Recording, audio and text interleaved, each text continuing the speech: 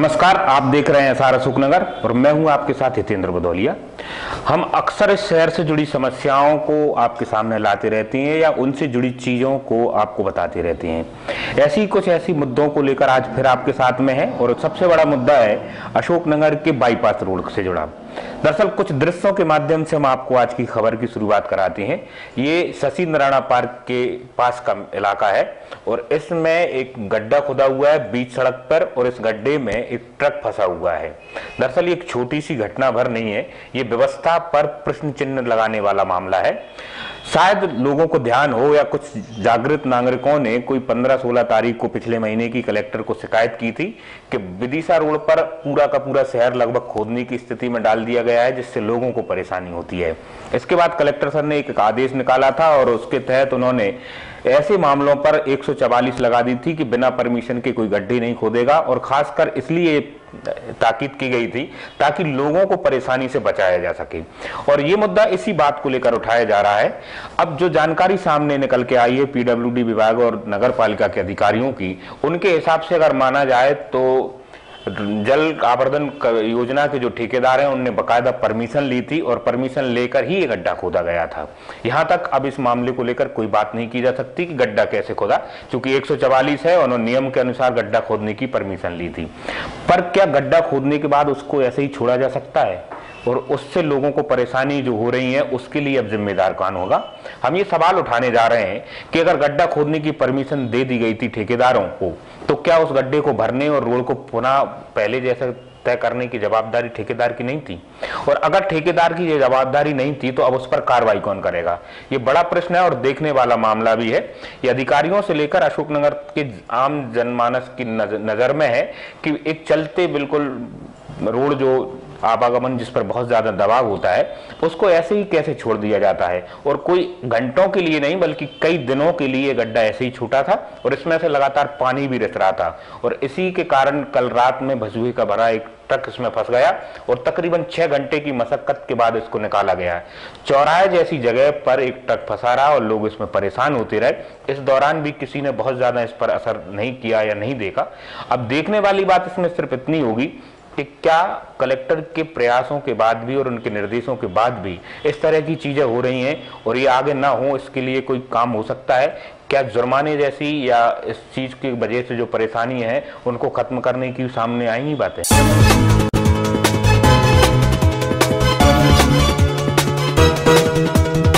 करीला मेले की तैयारियों को लेकर कलेक्टर श्री बीएस जामोद ने ली अधिकारियों की बैठक। समय रहते सारी व्यवस्थाएं पूरा करने के दिए निर्देश। कलेक्ट्रेट सभा कक्ष में कलेक्टर श्री बीएस जामोद की अध्यक्षता में एक बैठक का आयोजन किया गया, जिसमें आगामी करीला मेला की तैयारियों के संबंध में कलेक्टर द्वारा विभागीय अधिकारियों से जानकारी ली। कलेक्टर ने निर्देशित किया कि मेला परिसर क्षेत्र में चबूतरों का निर्माण कार्य समय से पूर्ण हो, यह सुनिश्चित किया जाए। पेयजल हेतु टैंकर व्यवस्था सुनिश्चित किए जाने तथा मेला स्थल पर स्थायी 3 हाई मास्क लगाए जाने हेतु आवश्यक कार्यवाही किए जाने के निर्देश मुख्य कार्यपालन अधिकारी जनपद पंचायत मंगावली को दिए। इस दौरान तहसीलदार श्री सतीश वर्मा ने बताया कि करीला मेला हेतु संपूर्ण व्यवस्था चाक चौबंद होगी। हाई मास्क लाइट की रोशनी में मेले की खूबसूरती निखरेगी। उन्होंने बताया राई नृत्य हेतु चबूतरा निर्माण का कार्य जारी है। करीला पहुंच मार्गों का दुरुस्तीकरण का कार्य प्रगति पर है।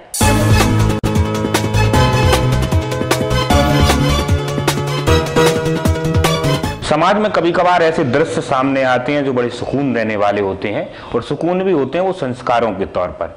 यूं तो साहित्य और दूसरी चीजों में पढ़ाया सुनाया जाता है कि माँ बाप की सेवाएं करते रहें और भारतीय वाङ्मय और हिंदू शास्त्रों में तो माता पिता की सेवा के कई सारे उदाहरण हैं, जिनमें से कुछ प्रतिमान भी बन गए हैं। माता पिता की सेवा करने का जो सबसे बड़ा उदाहरण हमको देखने को मिलता है वो श्रवण कुमार का मिलता है, जिन्होंने अपने कंधों पर कहार बनाकर अपने माता पिता को यात्राएं कराई थी। कलयुग में इस तरह की चीज बहुत बिरले देखने को मिलती हैं, मगर बीते दिनों अशोकनगर शहर ने इस घटना को पुनः एक बार फिर सजीव होते देखा। जबलपुर के बरगी जिले के रहने वाले कैलाशपुरी बीते 21 वर्षों से अपनी मां को धार्मिक यात्राएं करा रहे हैं। ये कहने और सुनने में भले ही सरल लगती हो, मगर किसी तपस्या से कम नहीं है।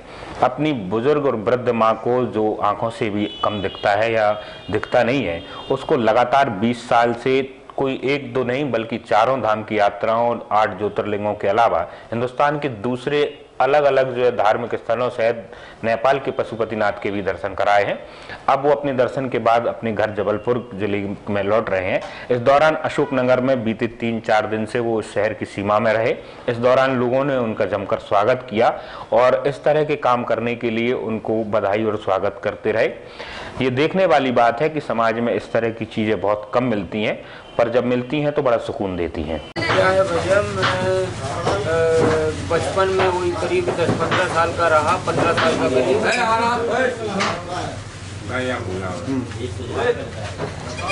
क्या है कि जब मैं 10-15 साल का था तब मैं एक पेड़ से गिर गया था और पेड़ से गिरने से बहुत चोटें आई थी। बचने की उम्मीद नहीं थी और पैसे का भी अभाव था। मेरी माँ ने ईश्वर से प्रार्थना की थी कि मेरा बेटा यदि ठीक हो जाता है तो मैं नर्मदा परिक्रमा और 4 धाम यात्रा करूँगी।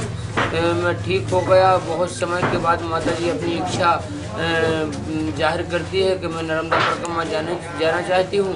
नर्मदा परिक्रमा पैदल की जाती है। मैं सोचा कैसे ले जाऊँ। माता जी कुछ कहानियाँ बताती थी, एक थी श्रवण कुमार की, तो मैंने सोचा कि मैं भी इस तरह से माँ को यात्रा कराता हूँ। 1996 में 2 फरवरी में यात्रा प्रारंभ किया और सबसे पहले नर्मदा परिक्रमा किया। उसके बाद काशी, अयोध्या, चित्रकूट, इलाहाबाद, रामेश्वरम, तिरुपति बालाजी, जगन्नाथपुरी, गंगा सागर, तारापीठ, बासुकीनाथ, देवघर, जनकपुर, नेमसरांड, बद्रीनाथ, केदारनाथ, ऋषिकेश, हरिद्वार, पुष्कर, द्वारका, सोमनाथ, जूनागढ़, नागेश्वर, महाकाल, ओंकारेश्वर, पचमढ़ी होकर जबलपुर पहुंच गया। माता जी से जबलपुर आप कब पहुँच गए?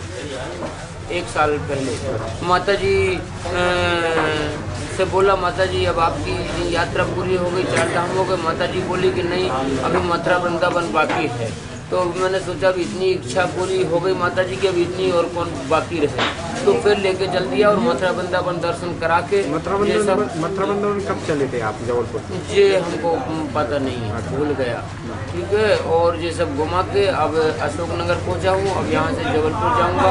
सभी की आशीर्वाद हमारे साथ हो तो वो हमको ले जाएगी सभी ऐसा। और जो हमको देखते हैं श्रवण कुमार कहते हैं, मैं तो श्रवण कुमार नहीं, और हमको ये पता भी नहीं था कि कोई हमको श्रवण कुमार बोलेगा या हमारे पास आया था। मैं तो भारी भाव से यात्रा करने निकल गया था। अब जो लोग बोलते हैं, देखते हैं, तो उनसे ऐसी कामना है कि लोग बाग देख के महसूस वरना करें। अगर 2 लोटा भोजन पानी अपने माँ बाप को देते हैं तो मैं अपनी यात्रा को धन्य समझता हूँ।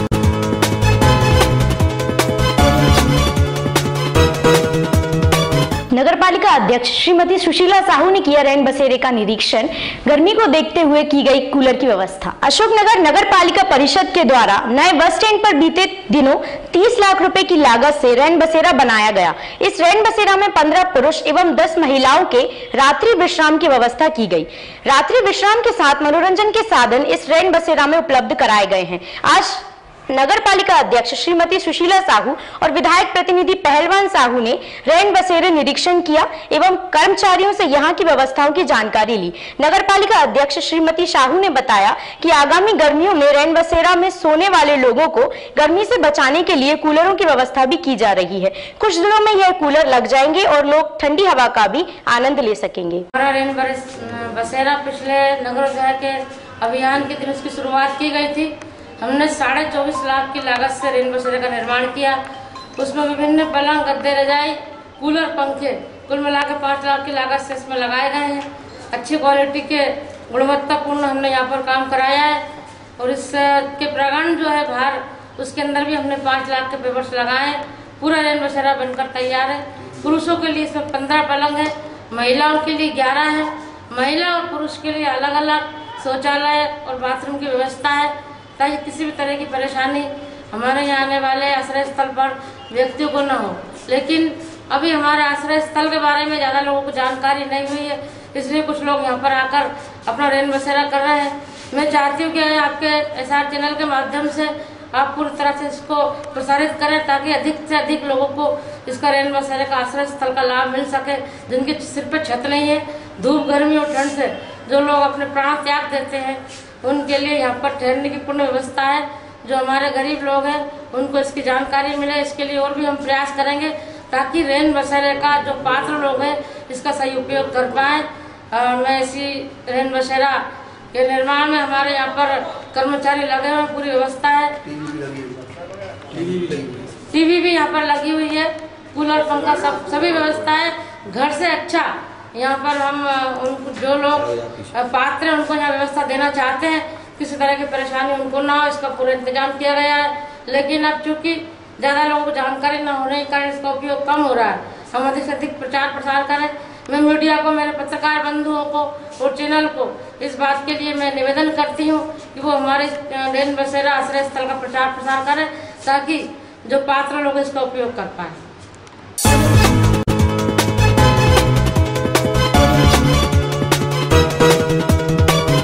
बीते दिनों अशोकनगर के तुलसी सरोवर पार्क में योग कक्षाओं का आरंभ किया गया। केंद्रीय योग निरीक्षक जो पतंजलि सेवा संस्थान से जुड़े हैं, रामबली आर्य, उन्होंने इसकी शुरुआत की। अशोकनगर शहर के लोगों को योग से जोड़ने और इसको कंटिन्यू करने के लिए, लोगों के जीवन में योग को आगे बढ़ाने के लिए समय समय पर रामबली इस तरह के योग शिविर लगाते रहते हैं। 3 दिवसीय इस योग शिविर में अशोकनगर शहर के कुछ लोग और सुबह सुबह पार्क में घूमने वाले लोगों ने इस योग शिविर में भाग लिया। 3 दिन के इस छोटे और संक्षिप्त योग शिविर में कई अलग अलग तरह के योग सिखाए गए। एक दिन इसको लेकर अलग व्यवस्थाएं बनाई गई थी। बीते दिनों मोटापे से परेशान लोगों के लिए कुछ योग की विशेष योग मुद्राएं और आसनों के द्वारा योग कक्षाओं का प्रारंभ और समापन किया गया। क्या योग सीखा बेटा आज तुमने? क्या क्या किया तुमने? कैसा लगा? अच्छा। रोज करोगे? कौन से करे? आती रहती हैं। तो अशोकनगर में योग को लेकर क्या मतलब आपकी प्रोग्राम है? अशोकनगर जिले में हमारे 2 योग प्रचारक कार्य कर रहे हैं लगातार ग्रामीण क्षेत्र में। 5-5 दिन के शिविर लगाते हैं। शिविर के अंत में 2 योग शिक्षक बनाते हैं, जिससे लगातार वो योग की क्लास चलती रहे, जिससे हमारी शान जिला योग में हो सके, स्वस्थ हो सके। हम कोई भी कार्य करें किसी भी क्षेत्र का, सबसे पहले स्वस्थ शरीर होगा, तब हम अच्छा कार्य कर पाएंगे। और हम सबको पता है एक दिन मर जाना है, तो क्यों ना हम दुनिया को देखते हैं। एक व्यक्ति दुनिया को देखता है, सुनता है और मर जाते हैं। हम अपना कार्य करें, भले कम हो, एक शान के साथ अच्छा कार्य। अशोकनगर में क्या परमानेंट योग क्लास चलाने की वो है? हाँ, अशोकनगर में आप सबके सहयोग से परमानेंट क्लास चलती रहे, तो हमारा उद्देश्य हम सबको सिखा सकते हैं। बाकी करना आप सबको है नियमित रूप से। कभी जो योग की कक्षाएं होती हैं उनमें भी आती हैं, कैसा लगता है आपको? अच्छा लगता है, बहुत अच्छा। आज बहुत प्रसन्नता हुई ये पतंजलि पीठ के द्वारा जो योग शिविर लगाया है, तो हम बहुत बहुत धन्यवाद देते हैं पतंजलि पीठ के लिए। वो इस प्रकार के शिविरों का आयोजन लगातार होता रहना चाहिए इस पार्क में, सब लोगों को लाभ मिले। सुंदर लगा। और बाल का योग से अकेला शरीर स्वस्थ नहीं है, जैसा हमने अनुभव किया है, क्योंकि हमारे रामबली जी ने इस वजह से हमें डॉक्टर रामबली कौन? हाँ, डॉक्टर रामबली। और मन, शरीर सबको स्वास्थ्य मिलता है। और सुबह इसलिए जो है योग करना चाहिए, दिन भर घर में योग करना चाहिए। जैसा डॉक्टर साहब कह रहे थे कि जैसे हम मोबाइल को चार्ज नहीं करते दिन भर पड़ा रहता है, ऐसे हम पड़े रहते हैं और योग करते हैं तो दिन भर काम करने की ऊर्जा मिलती है, ताकत मिलती है और काम को हम बखूबी करते हैं।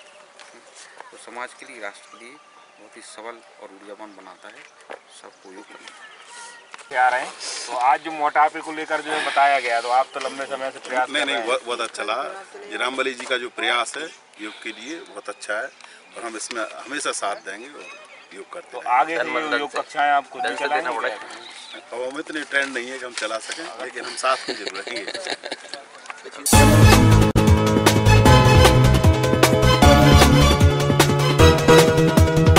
समय सीमा की बैठक में कलेक्टर ने लोगों की शिकायतों को जल्द से जल्द दूर करने के दिए निर्देश। आगामी गर्मी में पूरे शहर में पेयजल की व्यवस्था बनाने की चर्चा। गर्मी के मौसम को दृष्टिगत रखते हुए जिले में पेयजल की माकूल व्यवस्था हो, यह सुनिश्चित किया जाए। बिगड़े हुए हैंडपंपों का सुधार कार्य कराया जाए। बिजली के अभाव में कोई भी नल जल योजना बंद न रहे, इस आशय के निर्देश कलेक्टर श्री BS जामोद द्वारा सोमवार को कलेक्ट्रेट सभा कक्ष में आयोजित समय सीमा के लंबित पत्रों की साप्ताहिक समीक्षा बैठक के दौरान जिला अधिकारियों को दिए।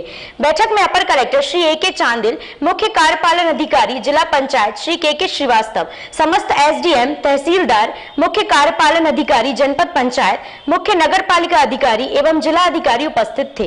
बैठक में कलेक्टर श्री जामोद ने विभागवार पेंशन प्रकरणों की समीक्षा करते हुए निर्देश दिए कि विभागों में सेवानिवृत्त कर्मचारियों के प्रकरण लंबित ना हो, यह सुनिश्चित किया जाए। विभागों में लंबित पेंशन प्रकरणों का निराकरण प्राथमिकता के आधार पर कराएं। उन्होंने विधानसभा प्रश्नों के उत्तर तत्परता के साथ दिए जाने के निर्देश दिए। उन्होंने सीएम हेल्पलाइन तथा जन सुनवाई के आवेदनों का निराकरण कर आवेदकों को भी सूचित किए जाने के निर्देश दिए। उन्होंने कहा कि विभागीय अधिकारी सीएम हेल्पलाइन के L1 से संबंधित आवेदन अपने स्तर से निराकृत कराए तथा L3 एवं L4 के आवेदन अपने वरिष्ठ अधिकारियों से निराकरण कराए जाने की पहल करें, जिससे विभागों में आवेदन लंबित ना रहें। उन्होंने आपदा राहत राशि का भुगतान शीघ्र कराए जाने के निर्देश दिए।